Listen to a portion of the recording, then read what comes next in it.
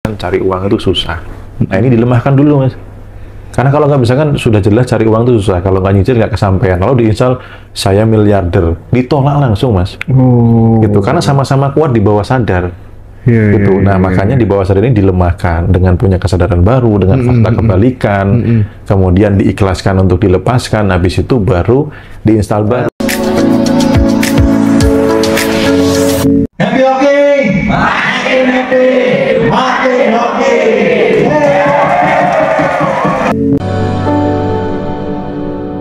Teman-teman tuh tinggal amati saja apa sih yang sering diulang, kata-kata apa yang sering diulang, positif atau negatif gitu. Makanya Bosman sampai bilang buatlah sesuatu kedisiplinan 30 hari untuk meriset ketika sel ini diperbarui sampai yang bisa ngomong di depan kaca dan macam-macam. Terlepas dari kondisi saat ini, apapun itu, ngomong kan kamu hebat, kamu orang luar biasa, di depan cermin ya, kamu orang kaya raya dan sebagainya. 30 hari, man. 30 hari itu membentuk belief system baru karena apa? Repetisi tadi. Itu hampir sama dengan self talk tadi ya. Iya, self talk ya. Iya, karena self talk itu mengakibatkan ke tindakan kebiasaan juga. Iya. Sampai muncul jadi servo mekanisme ketika sudah dalam tanda kutip keilmuan semesta dikenali oleh semesta bahwa yang beruntung, maka akan disuguhkan keberuntungan terus-menerus. Ya, jadi kalau bahasa saya tuh punyalah impian yang menggairahkan hidup Anda. Gitu. Jadi bergairah banget gitu. Makanya ketika keinginan itu dalam tanda kutip goals-nya ini benar-benar diresapi, dijiwai, itu kan memancar terus, man. Apapun yang terjadi, ibaratnya omongan tonggo itu, cocoknya tonggo itu sudah nggak terlalu dipedulikan. Apa namanya, nyinyiran netizen itu udah terabaikan karena sudah semakin powernya kuat banget. Itu bisa menanamkan kesadaran kaya, ya. Nginstall. Iya. Itu nanti Om Bimo akan ngasih terapi nggak untuk nginstall software kaya atau software kemakmuran ke masing-masing peserta? Iya. Jadi kalau saya nggak langsung install, mas. Oke. Karena ketika belief system yang lama ini kuat, itu akan biasanya akan dipatahkan.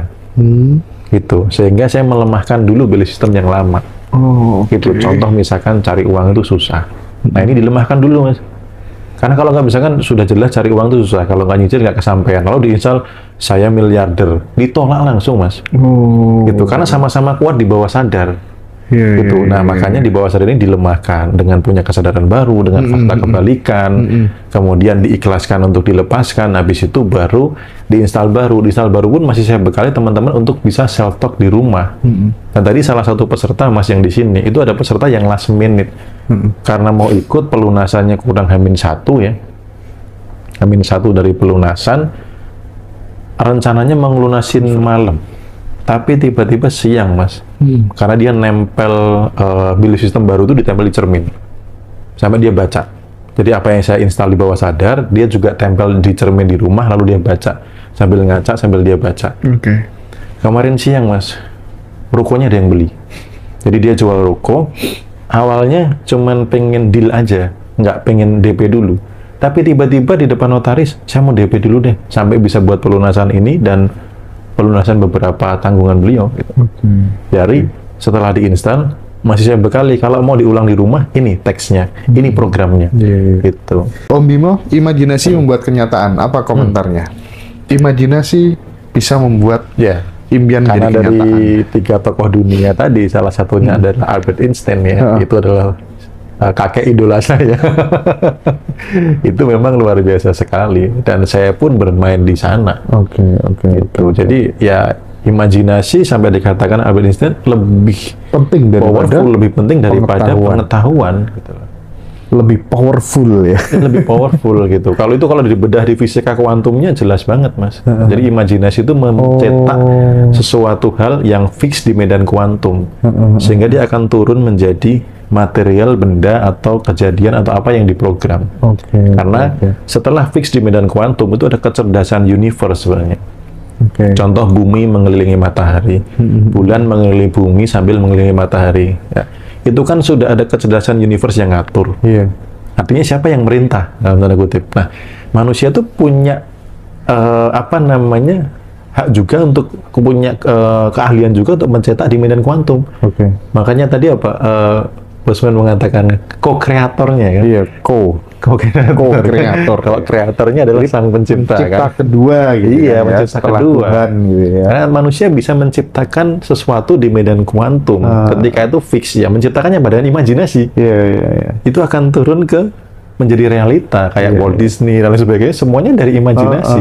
Ya, handphone atau jam tangan ataupun berawalnya dari imajinasi. Rumah pasti imajinasi dulu, Mas. Nggak akan nebang kayu dulu, motong kayu dulu. Pasti akan bayangin dulu, baru tertuang dalam desain. Nggak bisa imajinasi, nggak bisa desain. Bahkan gift saweran banyak aja dari imajinasi dulu. Awalnya dulu nggak gitu. Nah, jadi perubahan pun juga dimulai dari imajinasi. Iya, harus imajinasi dulu. Makanya imajinasinya apa nih teman-teman gitu. Sering mengkhawatirkan sesuatu, memperasangkakan kegagalan, yaitu yang didapat. Padahal sebenarnya sepele Mas kehidupan tuh. Kalau mau membayangkan yang baik. Nah kadang-kadang tuh orang nggak mau Mas. Sukanya tuh bayangin. Jadi manusia pada umumnya lebih suka, lebih sering, lebih cenderung memikirkan hal-hal yang tidak dimau dibandingkan hal yang dimau. Iya. Padahal imajinasi itu awal terbentuknya realita. Terbentuknya benda dan materi itu dari imajinasi. Albert Einstein loh yang mengatakan loh, bukan orang sembarangan. Tapi yang sangat keren tadi Om, ketika kemudian ada seorang apa tuh namanya, tadi kan ada kita nonton video gitu kan ya, ternyata kekuatan visualisasi itu luar biasa dampaknya terhadap kinerja pikiran gitu ya. Iya. Dan kita berlatih apa gitu, kita nggak bisa gitu. Tadi ya udah visualisasikan dulu, saya bener-bener bisa gitu. Kemudian disuruh coba, itu ada efeknya ternyata luar biasa. Iya Mas, jadi pelatih atlet itu kebanyakan sudah pakai teknik ini Mas. Jadi sebelum dia berlari, sebelum dia melakukan sesuatu, apakah main gol atau apa, membayangkan dulu. Jadi pelatih atlet yang paham itu sudah banyak yang pakai teknik ini. Gitu. Visualisasi dulu. Kalau Anda tuh juara, kalau itu pasti dilakukan dulu. Gerakanmu menjadi lebih cepat, powermu menjadi lebih kuat, gitu ya. Divisualisasikan dulu. Visualisasikan gitu. Bisa. Ketika dia bisa di alam imajinasi, berarti fisik ini mengikuti. Gitu loh. Mengikuti untuk bisa. Banget nih. Ya. Ini pertanyaan teman-teman di TikTok gitu ya. Yang pertama,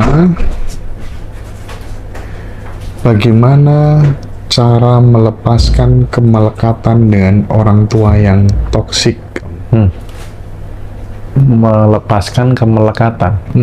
Maksudnya gimana? Melepaskan kemelekatan dengan orang tua yang intinya toksik. Ketika menghadapi orang tua yang toksik itu gimana gitu? Ya, jadi gini Mas, banyak case yang sudah terjadi ketika diri membaik, sekitar membaik. Ini bukan teori. Tadi Pak Mahdiku juga mengatakan, untuk mengubah orang lain, ubahlah dulu dirimu. Jadi ada materi yang waktu beliau dibully itu Mas, kan mengubah diri dulu jadi juara kan. Pada akhirnya semua orang kan jadi tunduk. Nah, itu berlaku juga di dalam ranah keluarga. Banyak orang tuh fokusnya kayak pengen mengubah orang lain, entah orang tuanya, entah pasangannya, entah anaknya, pengennya mengubah orang lain. Tetapi dirinya masih sama. Nah, kalau di dalam vibrasi, ketika diri membaik kan pancarannya beda. Apakah ketika saya dulu ngerti ilmunya orang tua langsung berubah? Enggak. Tapi ketika vibrasi saya mulai naik, ngomongin orang tua sekarang gampang Mas. Dulu, lah apa Bimo ngomong doang gitu loh. Tapi begitu vibrasi itu naik, ada timing khusus, ada waktu yang memang sudah waktu terbaik. Kalau memang jatahnya Anda dipakai untuk membenahi orang tua, bisa. Dulu ibu saya paling sensitif dengan kecemasan. Dikit-dikit cemas, asam lambung kambuh, lemes, pikiran sedikit sakit gitu ya, ngedrop. Bapak saya dengan karakternya sendiri, dengan hobi ngeluhnya gitu ya.